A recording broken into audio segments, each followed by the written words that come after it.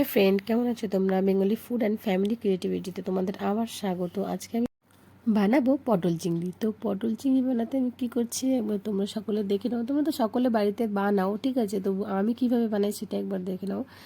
দেখো, কড়াই গরম হয়ে গেল। কড়াইয়ের মধ্যে আমি বেশ খানিকটা তেল দিয়ে দিলাম, পরিমাণ মতো তোমরাও তেল দিয়ে দেবে।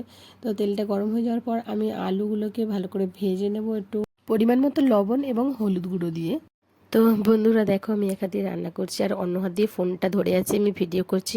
তো একটু অসুবিধা আমার হচ্ছে ভিডিও করতে, দেখো ওই জন্য অর্ধেক মতো একটু দেখাচ্ছে। রান্না করতে আমি খুবই ভালোবাসি, রান্না বান্না তো সত্যি ভালো লাগে খুবই। আর তোমাদের ভালো লাগে কি না কমেন্ট করে প্লিজ জানিও। আমার এখানে আলুগুলোকে কিন্তু আমি এখানে ভালো করে ভেজে নিচ্ছি সুন্দর করে, আর পটলগুলোও ভেজে নিয়েছি সেই একই রকমভাবে নুন আর একটুখানি হলুদ গুঁড়ো ছড়িয়ে আমি পটলগুলোকেও ভালো করে ভেজে নিয়েছি। মানে আলু আর পটলটা ভালো করে ভেজে নিতে হবে। আর এখানে চিংড়ি মাছগুলোকেও আমি এই একই রকমভাবে ভেজে নেবো, মানে অল্প নুন হলুদ দিয়ে। আর আমি এখানে তেল আর এক্সট্রা দিলাম না, কারণ আমার এখানে অল্প চিংড়ি মাছ, সেই জন্য আমার তেলটা বেশি লাগছে না। ওই তেলের মধ্যে আমি চিংড়ি মাছটাকে ভালো করে ভেজে নিচ্ছি।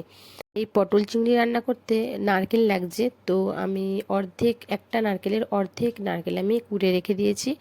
নারকেলটা পেস্ট করতে হবে। চিংড়ি মাছটা ভাজতে তো একটু সময় লাগবে, তো এদিকে আস্তে আস্তে চিংড়ি মাছটা ভাজা হোক আর আমি এদিকে পেস্টটা বানিয়ে নিই। তো আমার পেস্ট বানাতে এখানে নারকেল কোড়া নিয়েছি কাজু বাদাম আর লঙ্কা নিয়েছি, কাঁচা লঙ্কা। আমার পেস্টটা বানিয়ে নিয়েছি।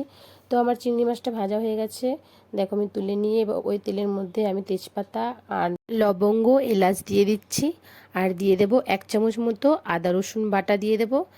এবার আমি এর মধ্যে 1 চামচ মতো লবণ দিয়ে দেবো, কারণ বেশি লবণ দিচ্ছি না, আমার আগে থেকে আলু আর পটল ভাজাতে লবণ দেওয়া আছে, অতিরিক্ত লবণ হয়ে যাবে, সেই জন্য আমি আর বেশি দিলাম না।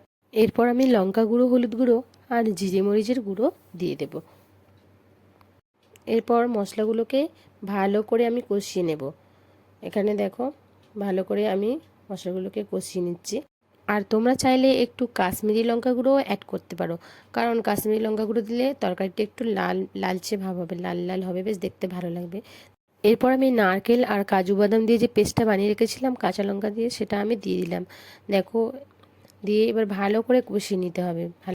মশলাটাকে ভালো করে কষিয়ে নেওয়ার পরে আমি এখানে পরিমাণ মতো জল দিয়ে দিচ্ছি। দেখো, তারপরে জল দেওয়ার পরে আমি এখানে ভেজে রাখা চিংড়ি মাছগুলোকে আমি এখানে দিয়ে দেবো। তারপর দিয়ে দেবো পটল ভাজা আর আলু ভাজাটা, যেটা আমি ভেজে তুলে রেখেছিলাম একসঙ্গে, সেটা আমি দিয়ে দিলাম।